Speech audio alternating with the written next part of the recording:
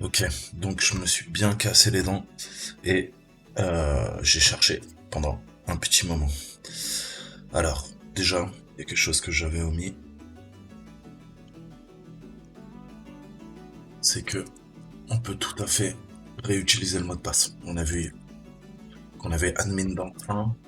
En fait, première connexion au serveur et ensuite il nous demande une double connexion pour se connecter à l'IDE. Et j'avais pas pensé à réutiliser les mêmes mots de passe. On va faire ça. Vous voyez, il nous redemande. On rentre la même chose, admin dent 1. Et là, on arrive parfaitement sur l'IDE. Donc on voit qu'on accède à tous les fichiers et après avoir énuméré, il y a quelque chose qui me saute aux yeux. On va voir dans Component, il y a une partie qui est faillible au niveau du File Manager. Ok, je vais vous expliquer brièvement ça. Et on va voir un autre truc aussi. Pardon. Je quitte, je relance Burp. Ok. Et je vais vous montrer ce qui se passe concrètement. Qu'on essaye de comprendre. Ok, il m'a fallu comprendre. Et franchement, c'était pas facile. J'ai passé la nuit. Donc, on va se créer un nouvel projet classique, j'ai envie de dire. Vous commencez à connaître l'histoire. Hein. Et là, ce qu'on constate, c'est qu'on va venir intercepter les communications. Hein, tout simplement, vous commencez. Hop, on se met sur le proxy. Je forward, je forward, je forward. Et on va analyser les requêtes HTTP. Ok. Donc,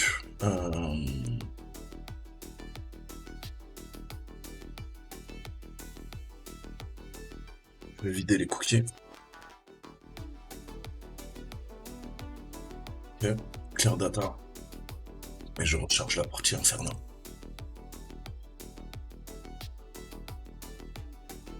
Forward. Ok.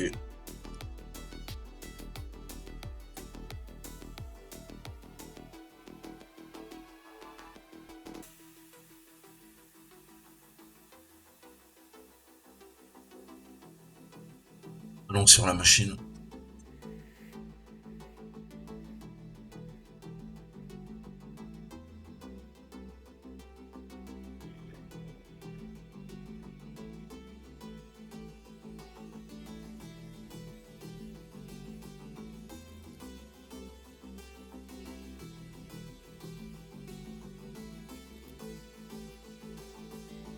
Blablabla, ça commence bien.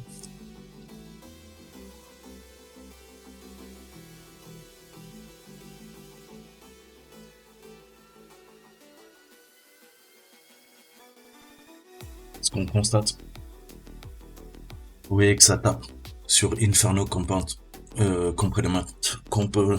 pardon, User Controller PHP. Donc il y a un fichier controller.php hein, avec une action verify. Donc on est bien, il y a bien une requête hein, au niveau de ce qu'on a vu. Donc contrôleur PHP, il est où? On a dit.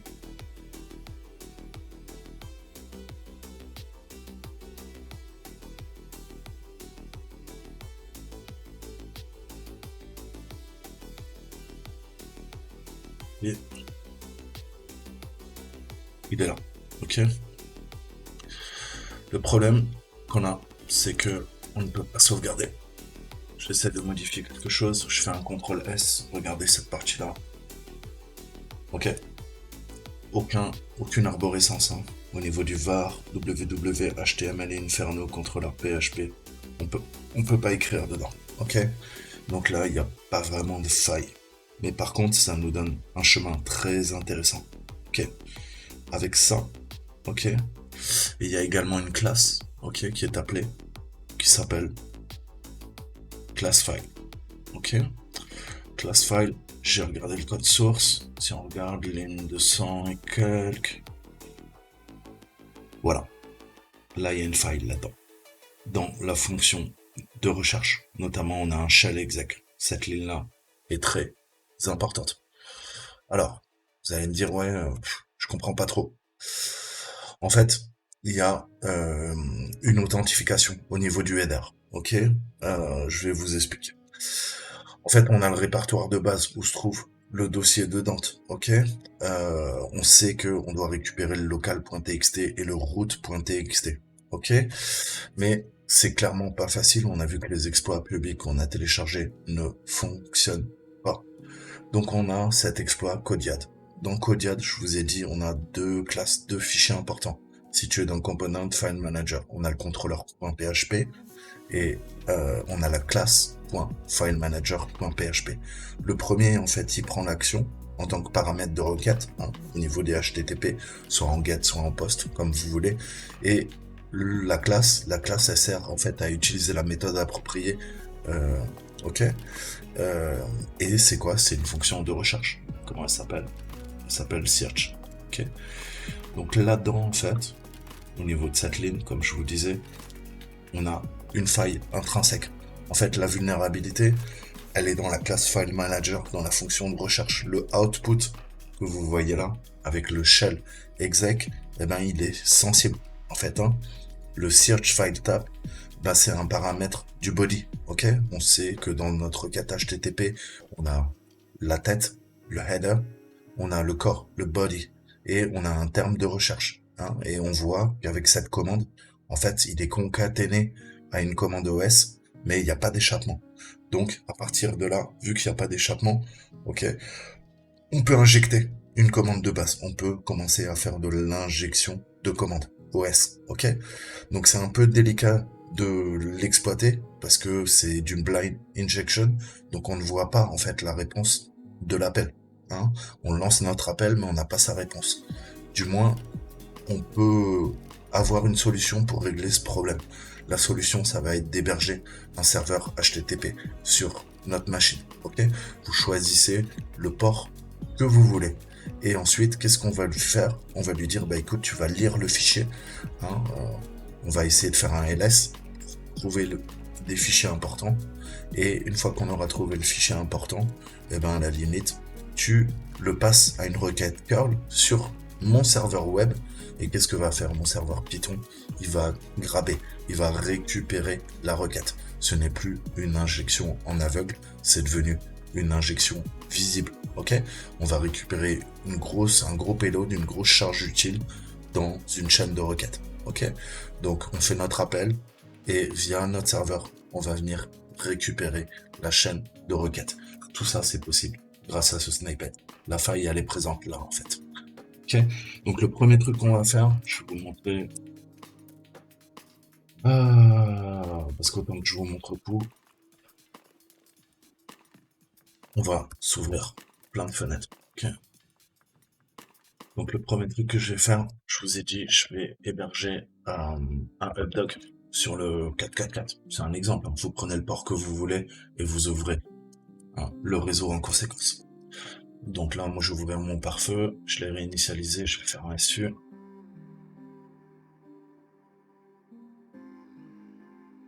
Ok.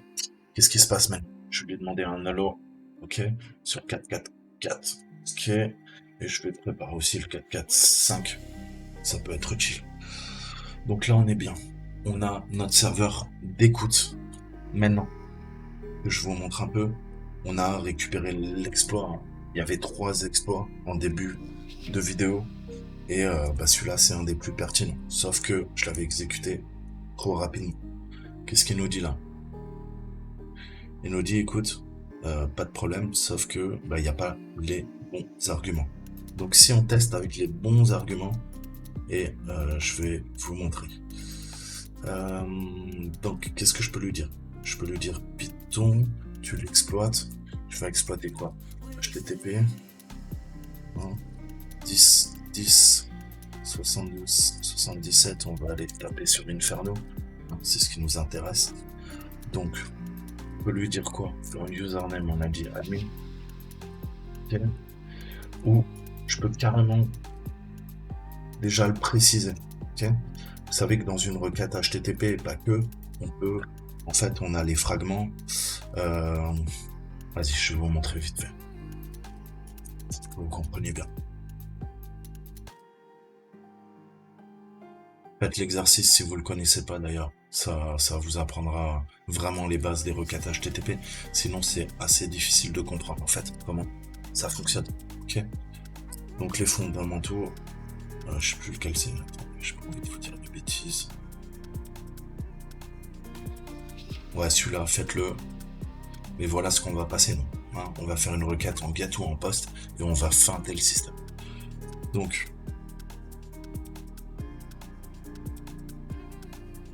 ce cours m'a été très utile. Pareil, je vous conseille de le faire. Donc les méthodes, put, request, ok. Voilà, c'est là qui nous intéresse. Donc déjà, ce qu'il faut retenir, je vous montre là, ok. Les get, ok, on fait un get en fait pour récupérer des informations à partir d'un serveur web. Retenez ces 4 méthodes, ok. La méthode post, ok, généralement c'est pour soumettre des données à un serveur et créer de nouveaux enregistrements qu'on appelle records, ok. Quand je fais un put, ça va soumettre des données à un serveur pour mettre à jour, ok. Si je dois modifier mon mot de passe sur le serveur, eh ben je vais faire un put sur la variable password, ok. Et avec un delete, vous l'avez bien compris, c'est extrêmement sensible. Surtout si c'est un hacker qui le fait, vous allez pouvoir effacer les données, les records, les enregistrements qui sont sur le serveur. Donc ça, c'est à retenir. Maintenant, ça, très important. C'est quoi une URL? Ok, parce qu'on le voit rarement. En fait, une URL, c'est composé du scheme, ok, le schéma, ça indique le protocole, HTTP, HTTPS, FTP, etc., etc. Ensuite, on peut passer en user, et c'est exactement ce qu'on va faire là. Là, je vais lui mettre en user, admin séparation, plus le mot de passe, 1, arrobase, adresse IP de la machine. Qu'est-ce qu'on a? Exactement ça. Ok, notre user, c'est quoi? C'est admin. Le password, c'est dent1. Arrobase, c'est quoi? Soit l'autre, soit le nom de domaine. Ici, c'est tryacme, c'est un nom de domaine. Nous, on utilise l'autre. L'autre, c'est quoi? C'est notre adresse IP, tout simplement. Le port, je peux également le préciser, sans aucun problème, pour vous montrer que ça marche. Enfin, le payload ne va pas marcher, mais la requête est fonctionnelle. Ok. Qu'est-ce que je veux ensuite? Je peux passer le pass. Ok. Le pass, c'est quoi chez nous? C'est Inferno. Ok. C'est dans cette arborescence qu'on a l'IDE. Ensuite, on a le query strings. Ok. C'est là qu'on cherche généralement en tant que hacker ou quand on fait des pen tests d'applications web, on va rechercher les paramètres faillibles. Ces paramètres faillibles, eh ben, c'est grâce à ça. Ok. Les query strings, c'est des bouts d'informations en fait qui sont envoyés au niveau du chemin de la requête. Par exemple, blog, au niveau de /blog ID 1, ça veut dire que par exemple sur un blog, je veux récupérer le premier article. Si je mets 2 en paramètre, je vais récupérer le deuxième, etc., etc. Et ensuite, très important, la fin. Ok, via un dièse, on peut mettre ce qu'on appelle un fragment.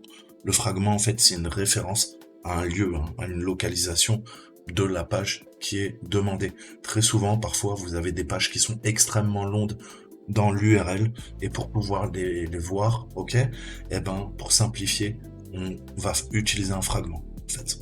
Donc une requête HTTP en 1.1, c'est quoi? C'est une méthode get post avec un protocole HTTP en version 1.1 et c'est comme ça que la page est demandée. Ok, ça c'est une requête simple. Et ben c'est cette requête qu'on va venir modifier nous dans le Burp et c'est comme ça que moi j'ai réussi à trouver la solution. On va quand même essayer le payload, ok? On va essayer le payload. Je reprends, je veux quoi? Admin, je veux quoi? Username, password, dot 1, ok? IP 10, 10, 72, 100, 77, ok? Qu'est-ce que je veux d'autre? Le port, on a vu que c'est le port 80 et la plateforme. Donc ça, en théorie, qu'est-ce qui se passe? Eh ben, ça devrait pouvoir fonctionner. Malheureusement, on voit que c'est pas le cas. En fait, on a un problème au niveau de la backdoor et elle ne fonctionne pas. Vous allez voir, on l'exécute et malheureusement, eh ben, il n'y a rien de bien concret. Ok? Donc là, déjà, moi, je m'excite. Je me suis trompé en vous parlant. Là, c'est ma machine, ok? Puisqu'on veut récupérer la main sur la machine. Et je vais lui dire 445, ok? Donc là, j'ai lu trop vite hier. Qu'est-ce qu'il nous dit? Il nous dit, vas-y, rentre cette commande, ok? Et tu vas faire également un nclnvp.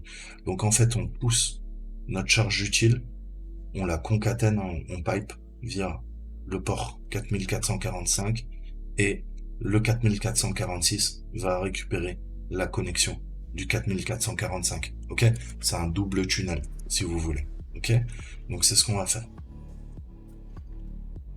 Je copie ça. Ok.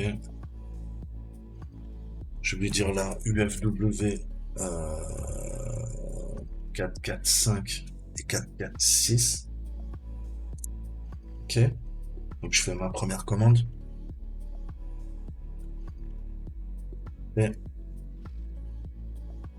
Et je vais faire également un LNVP 446. Ok. Donc là, on a nos deux listeners. Un sur un 446, l'autre sur le 445 qui pousse notre payload. Ok, en bâche. Et on fait une redirection d'FDCP pour récupérer un canal de communication vers la machine à pirater, tout simplement. J'exécute.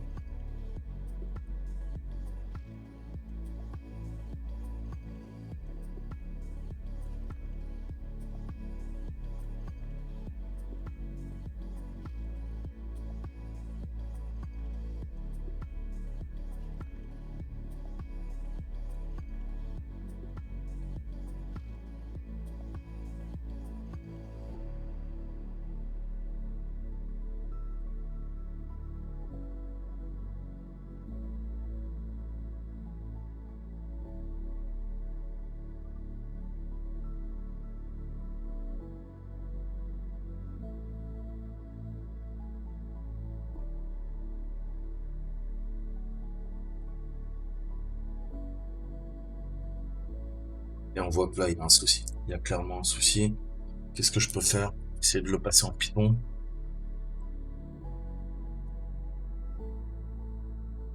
On voit qu'il fige. Ce que je peux faire. C'est un Python 2. Ok. Imaginons que même je sois assez fou. On va dire, vas-y, c'est parfait. Qui nous bloque.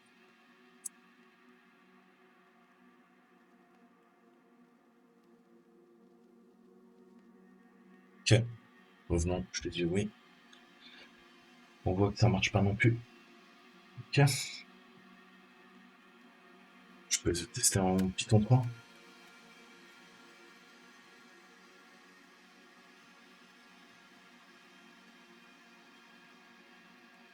Voilà. Là, il nous dit invalide syntaxe.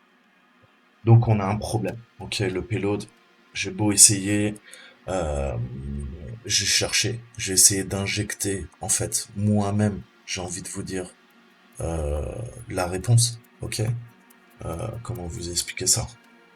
Dans le code source, ok, on a deux sessions qui sont ouvertes. On a la session en get, ok, ça fait une requête get dans l'exploit, au niveau de l'exploit, au début.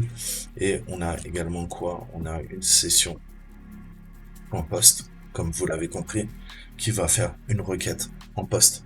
Ok? D'habitude, on fait un truc du genre là, genre réponse est égale à session, je vous montre l'exemple en post. Ok? On va lui dire post. Ok? Ça prend quoi? Trois paramètres, une URL, la donnée qui doit être égale à la donnée. Ok? Et fait un verify false. Ok, on veut pas la vérifier pour l'instant. Donc c'est un booléen. Le problème là-dedans, c'est que on n'a pas l'authentification basique en fait au niveau du header. On peut spécifier dans le test d'authentification ce qu'on appelle l'authentification de base. Ok? Et nous, notre authentification de base, vous allez voir, on peut modifier. J'ai modifié le code source, l'exploit. Tiens, je lui ai dit écoute, nano, je vais vous montrer. Donc j'ai fait quoi? J'ai fait un truc comme ça. Ok? Ça, je vous montre. C'est en se cassant les dents qu'on apprend. Ok? Autorisation. Euh,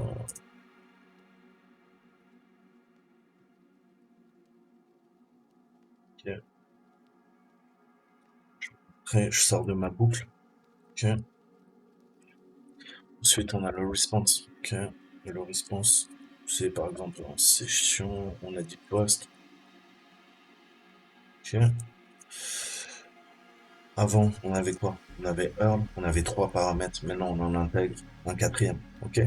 Pour que l'authentification soit propre, entre guillemets, au niveau du headers, ok? Donc le header, c'est égal à headers, ok? Le verify est toujours sur false, booléen. Ok, maintenant laissez-moi vous montrer. On a ces requêtes et vous voyez que l'autorisation, elle est bien intégrée à la requête en get. Ok, on a basic avec un string. Et le string, en fait, c'est quoi? Bah, vous allez voir. Je le copie. Donc moi, j'ai modifié mon code et je lui dis, voilà. J'essaye avec ça. Ok? Donc, on voit la modification au niveau du code. Malheureusement, l'exploit ne fonctionne pas. Ok? Mais ce qu'on peut voir, c'est qu'il y a clairement là l'authentification qui est encodée en base 64. Comment je sais ça? Bah, hop. Je peux lui faire un écho. Lui dire, tiens, tu me fais byte base 64D. Qu'est-ce qu'il me dit? Il me dit admin dot. Donc on voit bien que le couple dans la requête HTTP, hein, comme on l'a vu là, le couple user password est encodé en base 64 dans la requête. Ok? Donc il va falloir qu'on feinte. Comment je peux feinter? Alors, on va essayer de se connecter. Je relance burp. Ok. Target, proxy, intercept.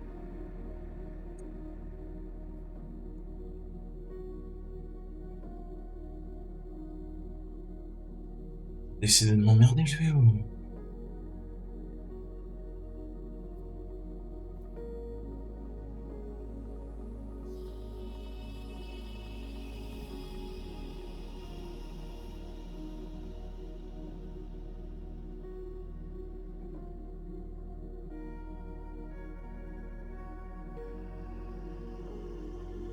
Ok, parfait.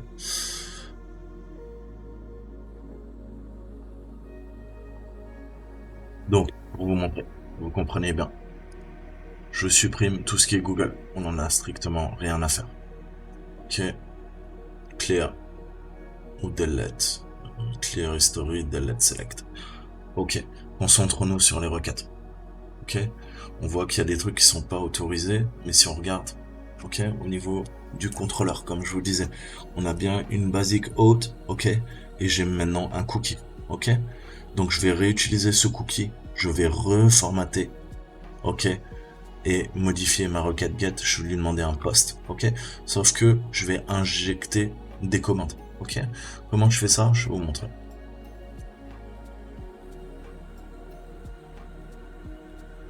Donc j'en prends une au hasard, ok. Je lui dis tu vas dans repeater, on va rejouer l'attaque, ok, jusqu'à qu'elle fonctionne. Donc là, qu'est-ce que je fais? Qu'est-ce que je fais? Je me suis créé un payload custom. Ok.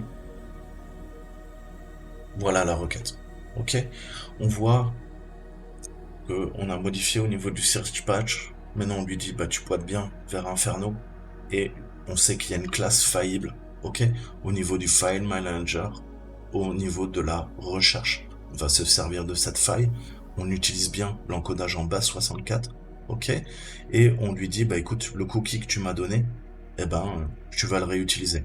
Et qu'est-ce que j'injecte? J'injecte tout ça. Qu'est-ce que ça fait ça? En fait, ça va nous permettre de récupérer, qu'est-ce qu'on a vu tout à l'heure? On a notre port, notre serveur là, qui attend. Ok? Le serveur il attend, ça j'en ai plus besoin, on a vu que ça marchait pas. Ok? Ça c'est pareil, tu dégages. Tu dégages. Ok? Toi c'est pareil, tu dégages. Ok? Toi, tu dégages. Qu'est-ce qui se passe là? C'est quoi cette requête? Bah, comme je vous ai dit, au niveau de la classe, il y a une faille. Ok?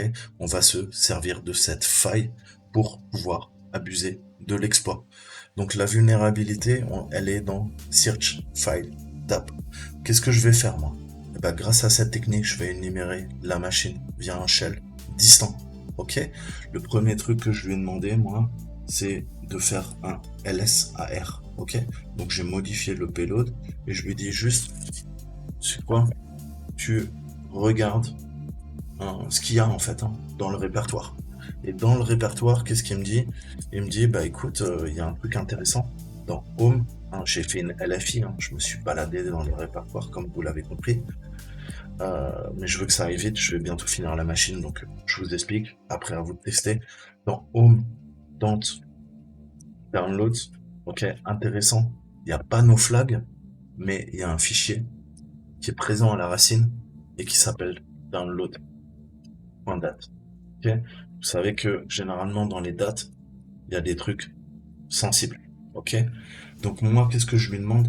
De faire un cat, ok, dans le home download, de récupérer le download date et après je xarg avec IT et je le passe par curl. Qu'est-ce que ça fait? Cette technique, en fait, vous pouvez vous en servir pour énumérer une machine, avoir un shell distant mais qui va être bancal. En fait, cette ligne-là, le xarg it curl, ça va lire le fichier download date, ok, ça va le passer dans une requête curl à notre serveur web et on va venir le récupérer. C'est ça à quoi nous sert le xarg et le curl, ok. On pipe tout ça. Comme on sait que la composante est vulnérable, eh ben on va avoir une requête HTTP brute qu'on va venir former, ok, dans Burp Suite et on va pousser notre payload. Essentiellement, c'est quoi? Eh ben, c'est une requête post sur le point de terminaison du contrôleur. Et le point de terminaison du contrôleur, on a vu que c'était Inferno Component File Manager Controller.php. On a notre en-tête d'authentification de base avec le fameux cookie que nous a donné Burp, ok, et qui est enregistré dans mon navigateur Chrome, puisque je me suis déjà connecté une fois, et on a le corps. Et le corps, dans le body, il est pas codé, ok. Maintenant, on va pousser le payload, et vous allez voir comment on récupère le mot de passe, ok. Donc, c'est parti. Donc, je vais prendre ma requête, et je vais à nouveau la modifier. Pourquoi? Parce que peut-être que le cookie a changé. J'ai vidé le cookie, on va voir. Donc ça, je reprends ça. Ok, la requête en poste. Parfait. Copie. J'écrase. Ok. Ensuite, le basique, il est là. Ok, le cookie, il est là, c'est le même. Visiblement, c'est le même. Ok, connection close, non, surtout pas. On va lui dire content length de 125 octets. Ok. Et je passe mon injection de commande. Search string, ok. Tu cherches n'importe quoi, je lui dis de chercher hacker, mais en cherchant hacker, ça commence à déclencher la backdoor, la porte dérobée. On a vu qu'on a une faille inhérente puisqu'il n'y a pas d'échappement au niveau du search file. C'est géré via une classe, ok, qui est appelée dans contrôleur PHP, ok. Donc je me sers et je lui dis file type, et ben écoute, j'encode, ok, puisque c'est passé en URL, ok. Et là-dedans, je lui mets quoi? Eh ben, ma chaîne de caractères, ok, qui n'est pas en URL encoded, ok. Donc je lui dis, tu prends tout ça.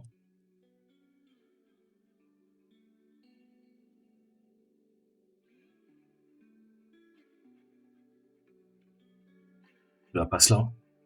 Je supprime tout ça, j'en ai plus besoin, ok. Et là, on va l'envoyer, on va voir comment il réagit, ok. Donc,